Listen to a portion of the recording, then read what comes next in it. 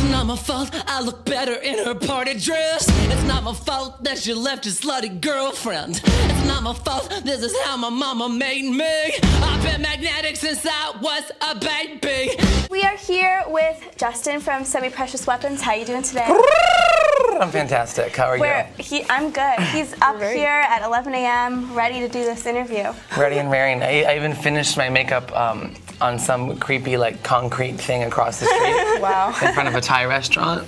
Oh my God. Nice. Were people staring at you? Beautiful. No one was out there, so it was perfect. Okay. Yeah. So you guys are on tour with Lady Gaga. What is Lady Gaga like? Is she nice? Gaga's amazing. I've known her since like December of 2006. We did a show together, or it might have been January of 07. Who cares? I've known her for a while. Her like first couple shows as Lady Gaga were opening for us. So obviously our fan base is just starting to build all over the rest of the country, but in New York things happened really quick for us. And so we had heard about her. And instead of having like a boring band open, we figured why not have this crazy girl. She's like lighting shit on fire and stripping and. So did she pick you guys to tour with her? Or? Yeah. That's you nice. guys are her favorite band, I heard. Is that? Yes, we are her favorite band in the whole world. Is she your favorite singer? She is my favorite pop star in the whole world, hands down.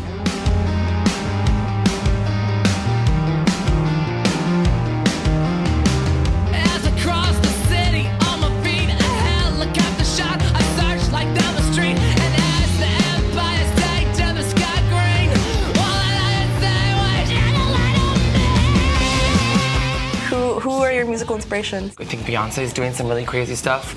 Gaga's obviously doing really crazy shit. Yeah. And then I love Jay-Z. I think he's like embodies what a rock star is supposed to be. He's dangerous and he's smart and exciting. And then I listen to AC/DC at least 5 times a week. It'll never go away. And speaking of dangerous, like I've seen you live open up for Lady Hawk, and you do costume changes, like outfit changes on stage.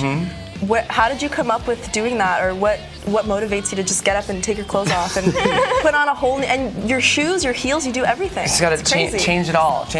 I want to do something that's like no one's ever done before, and that's like even more dangerous and even more daring. And I only have 25 minutes on stage, so I'll just change on stage during a guitar solo.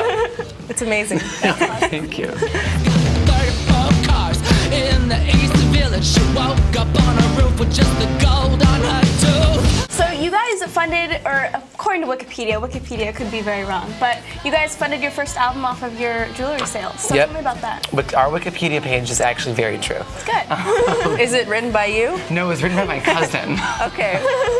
She's like a big fancy editor for shit. I don't know what she does, but something fancy. And so one day she like sent me a link. She's like, "Look what I did," and I was like, "Oh, boom!" There we go. It's magically. Our first record on Razor and Tie, which actually came with jewelry. By the way, these don't exist anymore. Oh. So if people have these, like they're very limited edition. It's a USB necklace. It's a USB. I'm a genius. Let's get into kind it. of are. Yeah. Kind of. Basically. So yeah, I started a jewelry line for the band. Our first show ever. We had obviously didn't have a record. We didn't have T-shirts, but we had the band name and the band logo, which is the gun on the heart. So I made these gun and heart necklaces, and there's a hole through the heart. And they sold like crazy at our first show. There was 30 people there, and I sold 25 necklaces, which those percentages are pretty big time. So I was like, oh, I'm onto something, and I was always working in jewelry stores as day jobs just because I like jewelry. And so I was like, well, I'll just sell these. People come and sell me stuff at the store I work at. I'll just go do that at other stores. And then Urban Outfitters picked it up. Wow. That wasn't an accident. I stalked them. Waited outside their office. Yeah. So are you wearing your own stuff now, or is that something well, else? this is going to be my next thing, and it's kind of everybody sees it, wants it, but I don't sell it yet. That could be an earring too, huh? Oh yeah, could. I don't drink booze 'cause my heart's explosive.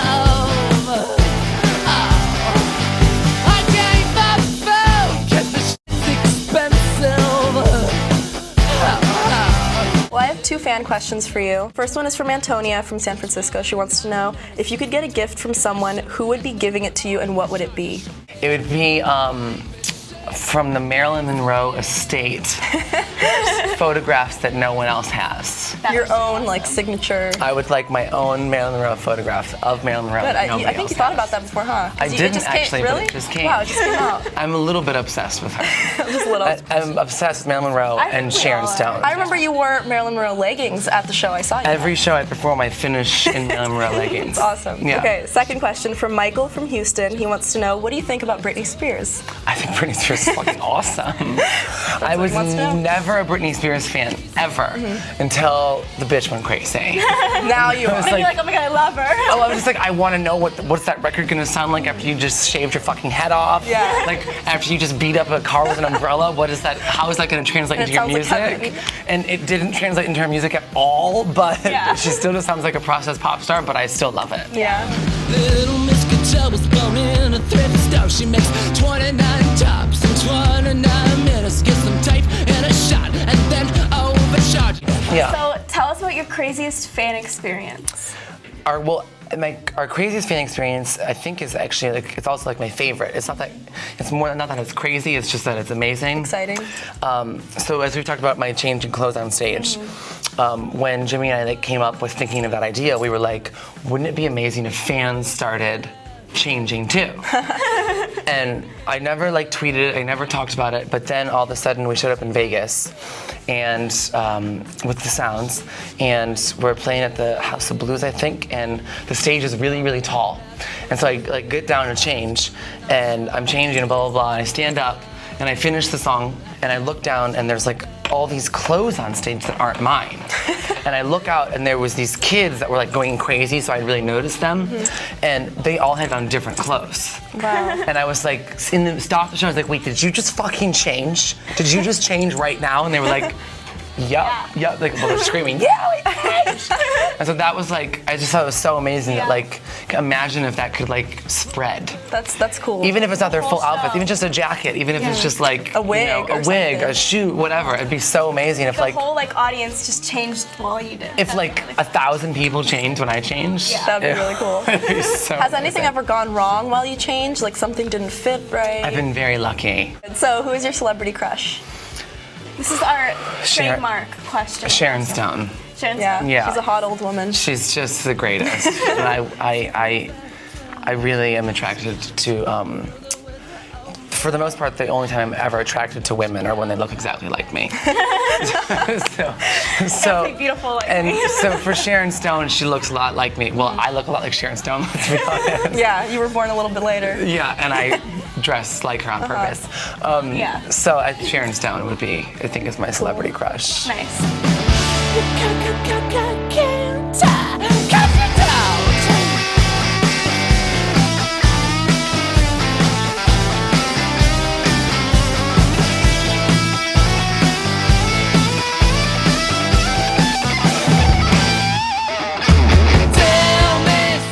Tell the fans what they can expect from the new album. It's supposed to come out next year, right? Yeah, the new album is going to come out very early in 2010, and it's called You Love You. So our first album, which is now disappearing, is We Love You. And so this new one is called You Love You. I like which, that. Thank you. Which actually has 4 songs from We Love You on it, but Okay. kind of done how we always wanted them to do. So they sound different? They sound different, the arrangements might be slightly different, and they just sound, we did it at Ocean Way Studios, which if anyone Googles Ocean Way Studios, I mean, it's the most legendary Everyone's Googling records. it right now. Yeah. The most legendary Pausing this records. interview, going, Yeah. Yeah. The most legendary records ever are made there. Yeah. And we made it with Joseph Puig, who produced the Rolling Stones and Green Day That's and amazing. Hole, and I mean, we really wanted to redo some of the songs how we want in our heads they always should sound, and they sound even fucking better. So, and it's, for us too, we've always been trying to make, it's rock and roll, but we want people to dance, we want people to party. Yeah. And I think in this 2009, 2010, unless people hear a fake bass drum and a synth pad, their brains don't go, oh, let's dance. You know what I mean? Because we're so programmed, it has to be dance music It must or be pop dancey. music. That's hence the glam rock. And, Exactly. yeah. So we've really tried to focus on elements on the record that make you dance. Because at the live show, we do get people dancing. Yeah. But you can see us, you can smell us, you can feel it, But when you're listening to a record, you're only listening. Yeah. So we incorporated all these secret them to bob elements. their Glam heads. rock, tradition back. Exactly. The filthy glamour. Yes. That's what we're trying, the new movement. It's filthy glamour. Alrighty, thank you so much, Justin. Thank We you really guys. appreciate it. Have fun at the show this was tonight. fun. Thank you.